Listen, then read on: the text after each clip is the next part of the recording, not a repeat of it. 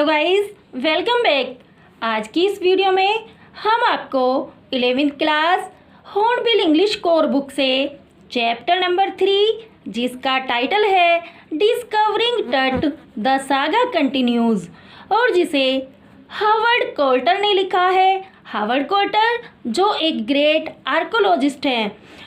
इस टॉपिक की हम आपको आज कुछ पिक्चर के साथ हिंदी समरी की स्टडी कराएंगे। But students, I request you कि आपने अगर अभी भी इस चैनल को सब्सक्राइब नहीं किया है तो चैनल को सबसे पहले सब्सक्राइब कीजिए ताकि मेरी आने वाली हर नई वीडियो की नोटिफिकेशन आपको मिलती रहे और वीडियो को लाइक कीजिए। तो चलते हैं इस टॉपिक की हिंदी समरी की ओर। इस स्टोरी के हीरो हैं टूटनखामन सागा कंटिन्यूज, अर्थात जो एक शक्तिशाली फिरौन वंश के अंतिम युवा शासक थे।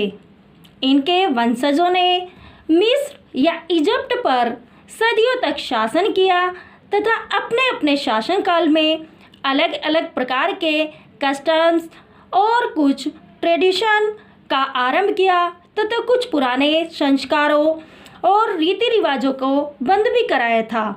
शासक टट के परिवार की बात करें तो सबसे पहले इनके दादा अमनहोटेप III, इन्होंने 18th सेंचुरी में राजवंश जो स्वर्ण युग के नाम से भी जाना गया है, इस दौरान 4 दशक अर्थात 40 इयर्स तक शासन किया। फिर उनके बेटे अर्थात टट के पिता अमेनहोट IV ने एक विषम अवधि तक राज किया। उन्होंने अपना नाम बदलकर अखातेन रखा तथा एटेन सन डिस्क की पूजा को बढ़ावा दिया। उन्होंने एक प्रमुख देवता अमून की छवियों को अर्थात मूर्तियों को और मंदिरों को नष्ट करा दिया तथा कुछ अप्रिय परिवर्तन किए। उनकी मृत्यु के बाद कुछ समय के लिए इसमेक केरे नाम के एक शासक ने कुछ समय तक शासन किया और लास्ट में टट अथवा टूटनखातेन, जिसका अर्थ है सर्वेंट ऑफ अदीन, ने शासन की बागडोर संभाली। उन्होंने भी अपना नाम बदलकर टूटनखामुन रख लिया। पहले अपना सरनेम चेंज किया।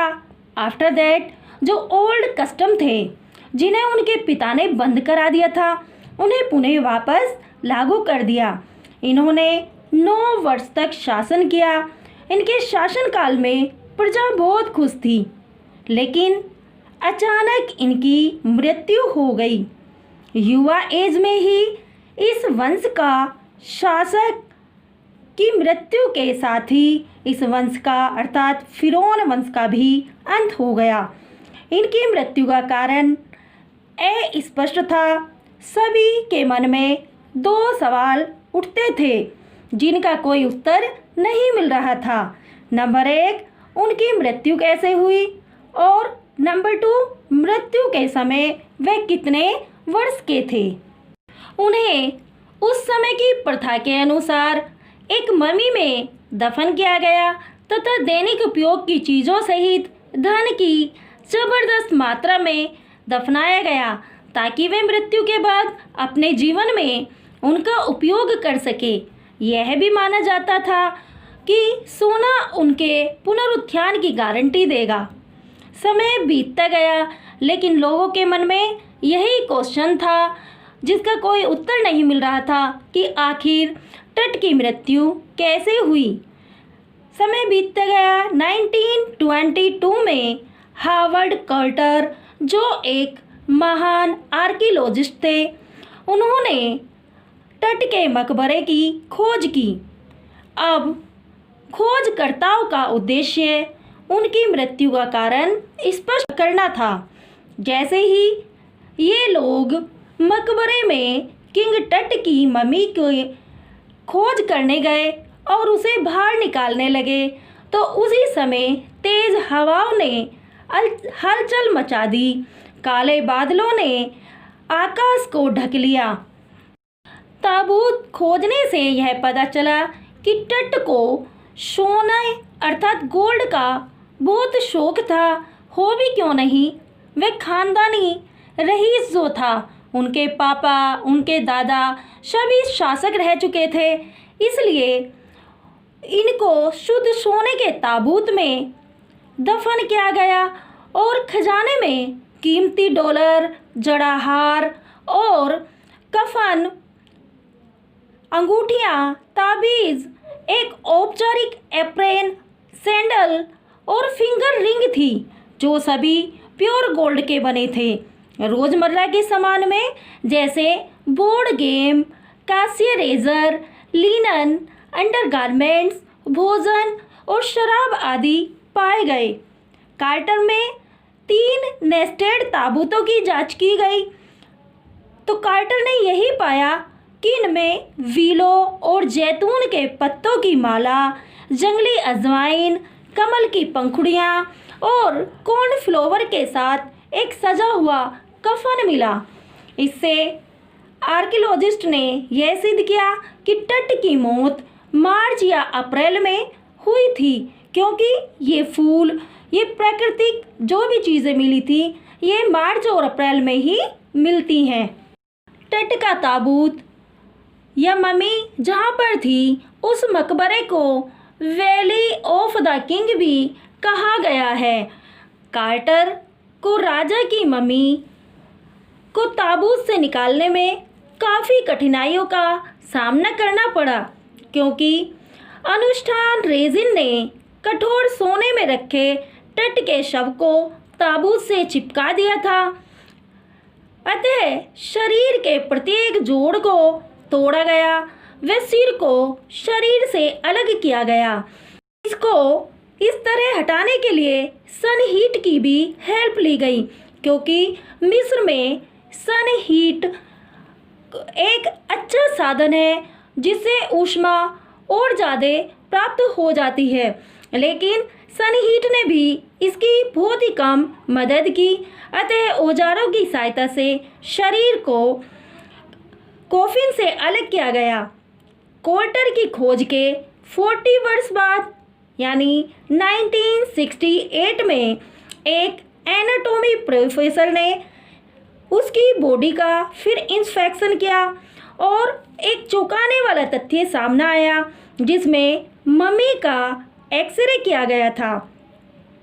इस एक्सरे में उन्होंने यह दावा किया कि टट की स्तन की हड्डी और मम्मी की आगे की पसलियां गायब थी। टट की मृत्यु कैसे हुई, यह रहस्य अभी भी बना हुआ था। समय बीतता गया, अनेक आर्कियोलॉजिस्ट समय समय पर इसकी जांच करते रहे, मगर सफलता हाथ नहीं आई। अंत में सन 2005 में उनकी मृत्यु के लगभग 3300 वर्ष के बाद किंग टट की मम्मी को सीटी स्कैन के लिए निकाला गया।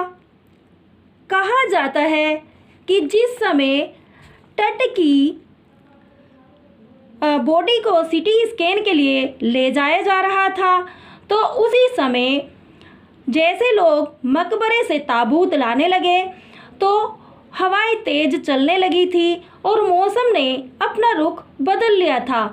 ऐसा लग रहा था मानो कोई उन्हें रोक रहा हो। एक प्रोफेसर ने हंसी में कहा था कि शायद यहाँ कोई आत्मा है जो नहीं चाहती कि हम टट की अस्थियों को छेड़े या उनके साथ कोई छेड़खानी करें। टट की मम्मी को अंत में सीटी स्कैन के लिए ले जाया गया। 2005 में सीटी स्कैन से गुजरने वाली ये पहली मम्मी थी, किंतु इसमें भी उसकी मृत्यु का कारण स्पष्ट नहीं हुआ। अंत में फोरेंसिक लैब में सीटी मशीन कूलर के पंखे में रेत होने के कारण उन्हें स्कैनिंग प्रक्रिया को पूरा करने के लिए 2 प्लास्टिक पंखों का प्रयोग करना पड़ा।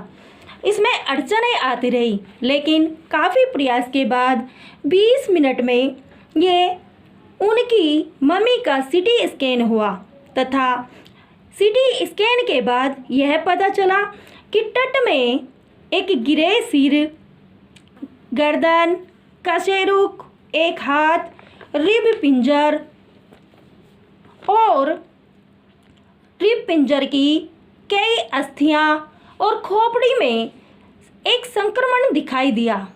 सीटी स्कैन के लिए डाटा एकत्र करने के बाद तट के शव को वापस उसके ताबूत में रख दिया गया और मकबरे में पहुंचा दिया गया। उस समय देश विदेश से अनेक टूरिस्ट तट के शव को देखने के लिए उस समय वहां पर एकत्र थे। उसी समय जही हवास, जो एक महान आर्कियोलॉजिस्ट था और जिनके देखरेख में यह सब सीटी स्कैन हो रहा था, जब उन्हें इस रिजल्ट का पता चला तो वे बहुत संतुष्ट हुए, क्योंकि उन्हें इस बात की संतुष्टि थी कि तट के साथ कुछ भी गंभीर या गलत नहीं हुआ था। वास्तव में युवावस्था में जो उनकी मौत हुई थी, वे उनके शरीर के अनेक भाग में संक्रमण होने के कारण उनकी मौत हुई थी। अवलोकन के बाद लगभग 3 घंटे बाद जब वे शव को रखने के लिए वापस मकबरे में गए, 5 जनवरी 2005 शाम 6 बजे का समय था।